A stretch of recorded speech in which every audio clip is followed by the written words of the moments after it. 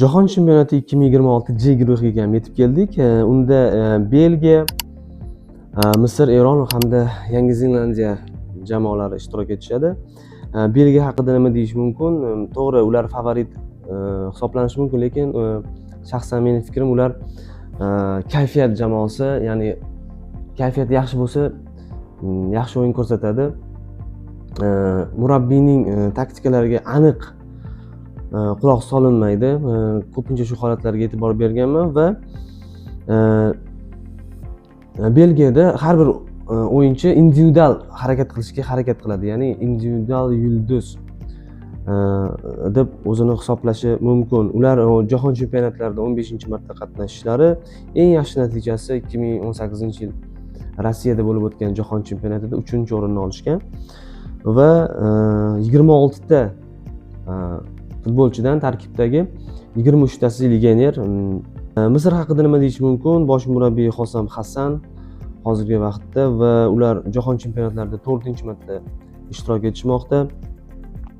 Legionerlar soni 10 ta, mahalliy o'yinchilar 16 ta. Muhammad Saloh, Omar Marmush sport formasiga ko'proq e'tibor berilsa kerak va himoyadan qarshi hujumga o'tib, agar murabbiyning ko'rsatmalarini aniq bajaradigan bo'lsa, albatta ular 2-o'ringa o'tib keyingi bosqichga chiqishlari mumkin.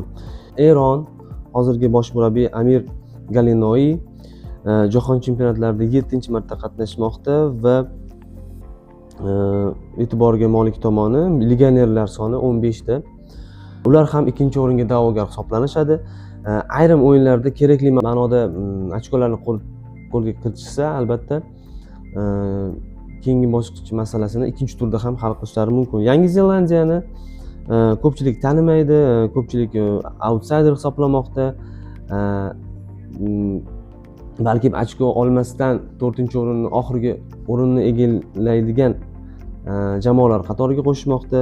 U yerda bosh murabbiy Darren Bazley va ular ozmi ko'pmi 3 marta jahon chempionatlarida qatnashgan.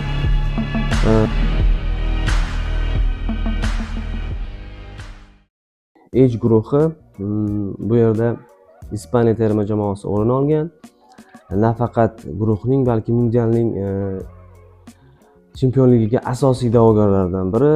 Butun dunyo mutaxassislari, ekspertlari, jurnalistlari Ispaniyaga juda katta baho berishgan va ularga raqobatdosh bo'lishga harakat qilgan vakillar Cabo Verde, Saudiya Arabistoni hamda Urugvay terma jamoalari. Ispaniya bosh murabbiyi Luis de la Fuente, bilasiz, Real Madriddan bir dona futbolchi ham terma jamoa tarkibiga taklif qilmagan. Asosiy sabab o'sha Real Madridda o'zi ispaniyalik futbolchilarning kamligi hamda ular bo'lsa ham ular bu mavsumda yuqori darajadagi o'yinni ko'rsata olmaganligi sabab qilib keltirilmoqda.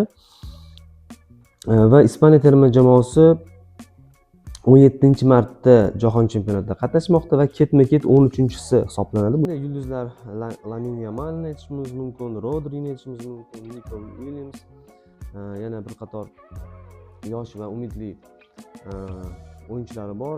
Cabo Verde haqida ma'lumot beradigan bo'lsak, ular 1-marta jahon chempionatiga xuddi O'zbekiston terma jamoasi kabi qatnashadi. Bosh murabbiyi Pedro Brito hisoblanadi.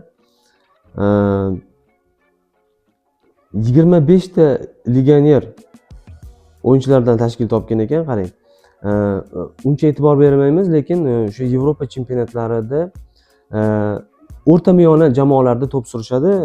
Ulardan Logan Costa, mana misol uchun Villarreal o'yinchi hisoblanadi hamda Ryan Mendes, u Turkiya Superligasida ishtirok etadi.